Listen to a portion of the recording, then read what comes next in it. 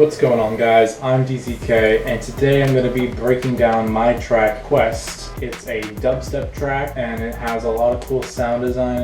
It's on Apple Music, Spotify, all the different streaming platforms and stuff. Today I'm going to be showing you guys the project file and breaking it down. So let's get into it.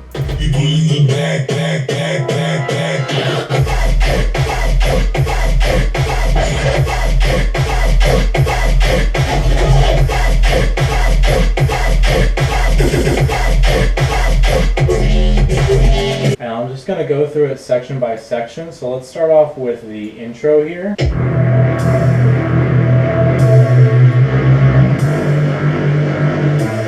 So for this song, I really wanted it to sound kind of like a very dark, like moody, almost like gothic kind of environment. That's why I called it Quest, and with the album art and everything, it's very kind of like heavy metal like vibe to it, whatever that means. But I knew that I wanted the intro to have this like re-C neuro bass, so that's kind of where I started off. I made this.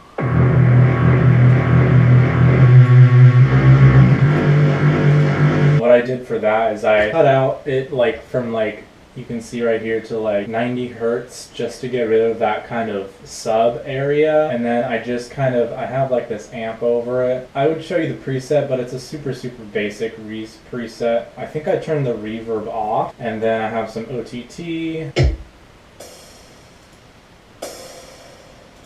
This is actually a Ableton kick that like comes with Ableton. It's called Kick Vinyl DLJ number 2, and then I just have what I call my punchy kick rack, which is basically just a camel crusher with the British clean setting, an OTT with some settings, and then a saturator, and then I just adjust all of that to how I want it to sound depending on which kick. Usually for like intros and stuff, I make my kicks more like, usually I cut out a little bit more of the mid range, just so that it sits a little bit nicer in the mix before I want it to like hit as hard. And then let's take a look at this next part of the intro.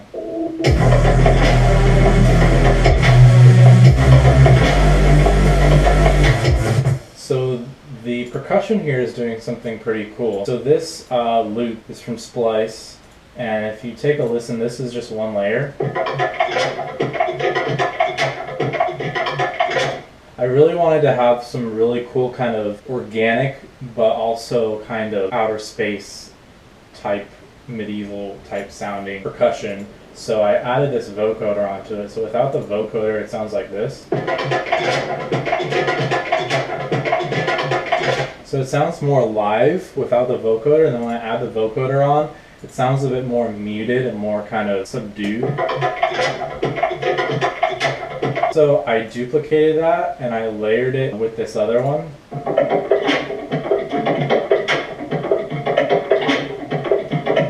The one that's slightly higher, I pan to the right, and then the one that's slightly lower, I pan to the left. Not all the way, like the one on the right is at 26 and the one on the left is at 35. I just pan those just to kind of give it this width. And also some different kind of depth with the frequencies. And then for the synths, I made this melody.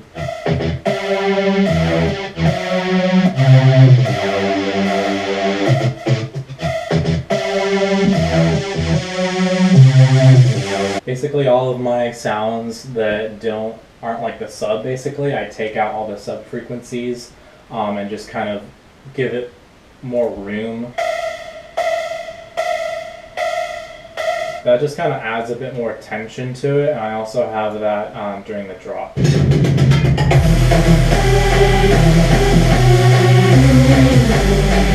Which is basically that same lead layered with these other leads.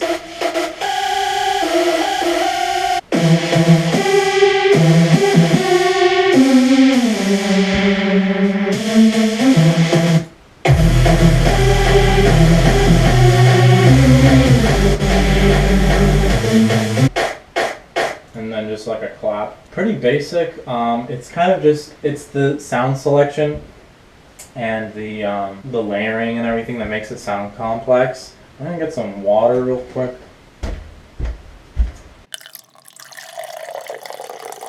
So the next part here is the build-up. My CPU is trash right now.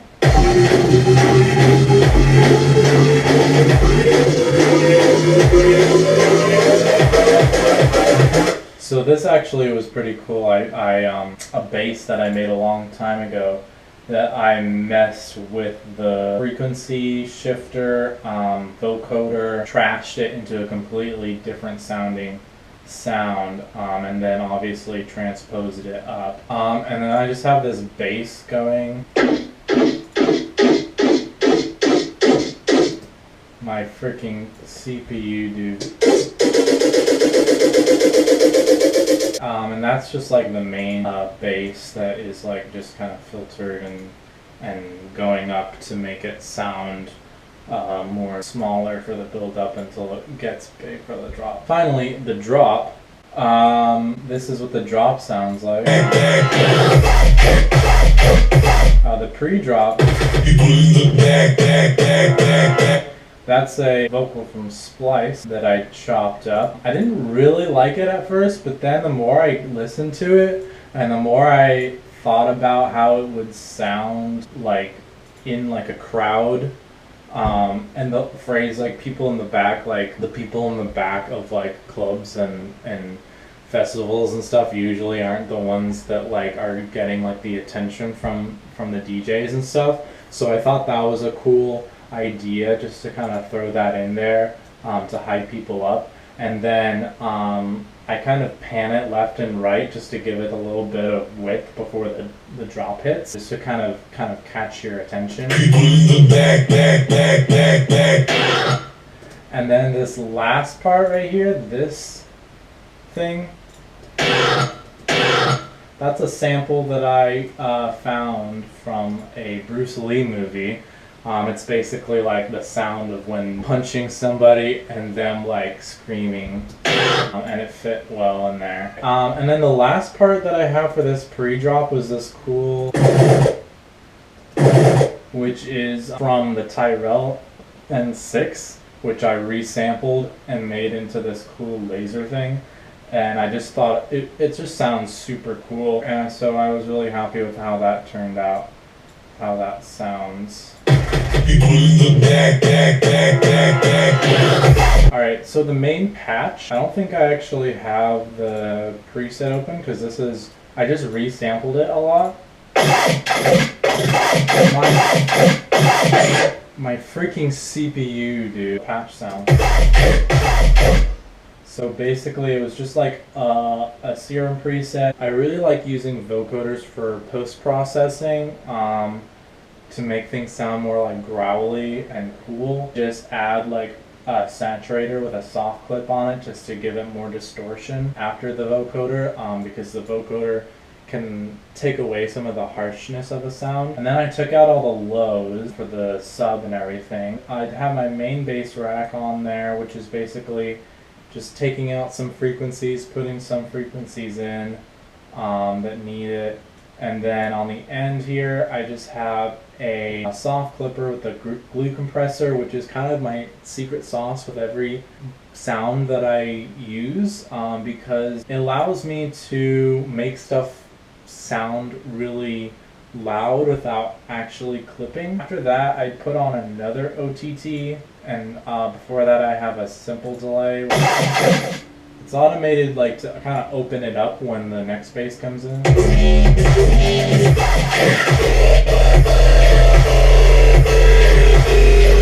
And then the next bass I have, which is another resampled bass that I don't have the preset for. And then underneath all that, I have this little thing, which kind of just adds some of the groove. And then it just adds some space to it because the main basses are super dry, like I don't have like a reverb on it, and so that underneath with the reverb kind of helps fill that space. And then I have this second part of the drop.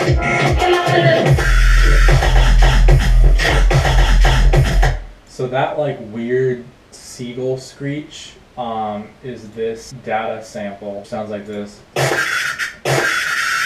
It's like the most like horrible sounding sound ever, but it sounds good in that context, and it has all of these effects on it right here.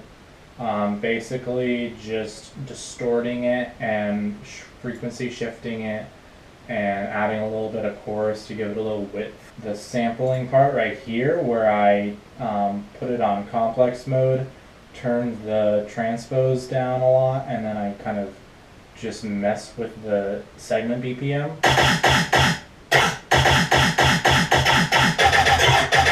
It's like the same patch, but I made a few variations of it, and then I just used that to fill in different spots. So it sounds like it has like different bass lines, but it's really just the same sound.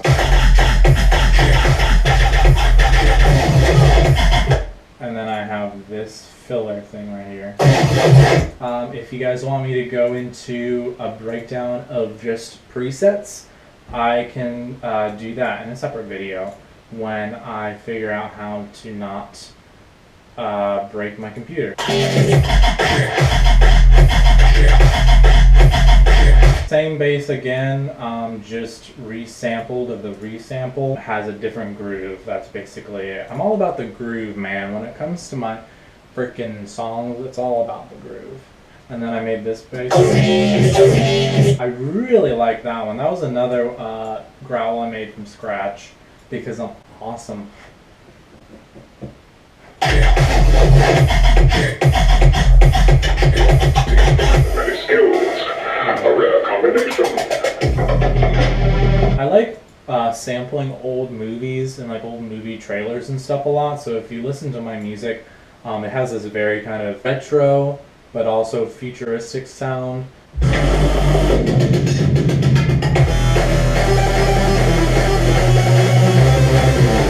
And then the second part of the drop, second breakdown, I have the same melody, but I put it over chords so that I could add an arpeggiator to it, so I could use this funky preset to make it sound cool. Isn't that unique? Yeah, so that's what I did. Added an amp to it, added a bass rack to it, you know. Then yeah, I just kind of messed with the arpeggiator.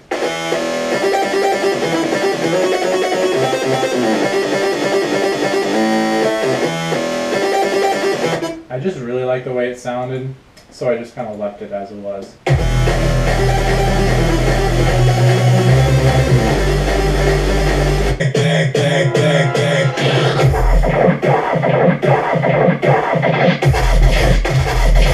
And then for the VIP drop, I just took the same sample, which is already resampled, and I just made a different groove with it.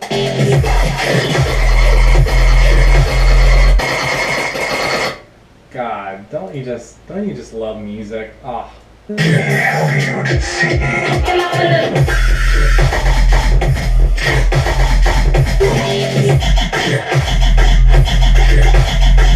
And then for that second part of the drop, I basically just took the same sounds and I just messed with the vocoder. In reality, you're trying to create a groove for people to dance to rather than just showcasing cool sounds, you know. You're not trying to make a trailer for your sound design skills. You're trying to make a song. And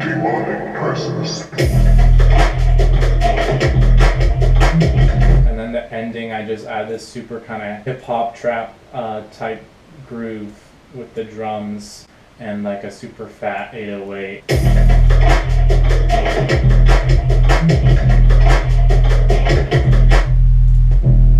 Yeah, and then the song just ends with a fade out.